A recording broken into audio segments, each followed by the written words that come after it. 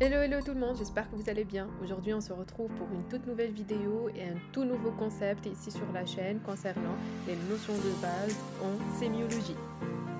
Débutons par la définition de la sémiologie. La sémiologie, c'est une discipline médicale qui étudie les signes des maladies, tout simplement. Et d'ailleurs aujourd'hui on va voir quelques notions de base de cette discipline, à savoir symptômes, c'est quoi un symptôme, c'est quoi un syndrome, c'est quoi un prodrome, un diagnostic, un pronostic et qu'est-ce qu'un signe. Débutons par la définition d'un symptôme. Un symptôme, c'est un caractère ou phénomène observable lié à un état ou une maladie.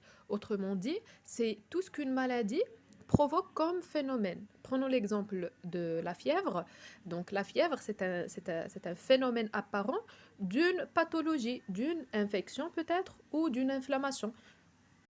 Après, on a le syndrome, qui est un ensemble de signes qui caractérisent une maladie. Prenons l'exemple du syndrome méningé. Donc, c'est un ensemble de symptômes provocateurs de la méningite, de la maladie de la méningite. Voilà, qui sont les suivants: les vomissements en jet, la raideur de la nuque et l'hyperthermie. Et ces trois symptômes, il faut les garder bien en tête puisque ce sont les symptômes provocateurs du syndrome méningé. Puis, on a le prodrome, qui est un ensemble de signes avant-coureurs ou un signe, peut-être un signe ou un ensemble de signes avant-coureurs de la maladie. Prenons l'exemple d'un état de malaise, un état de malaise qui précède l'installation d'une pathologie ou d'une maladie. Maintenant, on va voir qu'est-ce qu'un diagnostic. Un diagnostic, c'est le fait ou c'est un acte de groupement, c'est le fait de grouper un ensemble de symptômes d'une maladie pour l'identifier. C'est le fait de tout simplement de lister l'ensemble des symptômes observés sur l'état d'un malade pour identifier la maladie en cause. Le pronostic, c'est simple, c'est l'évolution ou l'issue d'une maladie. Donc, après le fait de poser le diagnostic, on prévoit l'évolution ou les différentes étapes possibles de la maladie dans le futur. Après, on a les signes qui sont de trois types: fonctionnels, physiques et généraux. Donc, les signes fonctionnels sont des signes qui sont en rapport avec le fonctionnement d'un organe. Ce sont aussi des symptômes subjectifs ou des signes subjectifs, c'est-à-dire ils ne sont relevés que par un bon interrogatoire et aussi ce sont eux qui motivent généralement l'appel d'une visite médicale.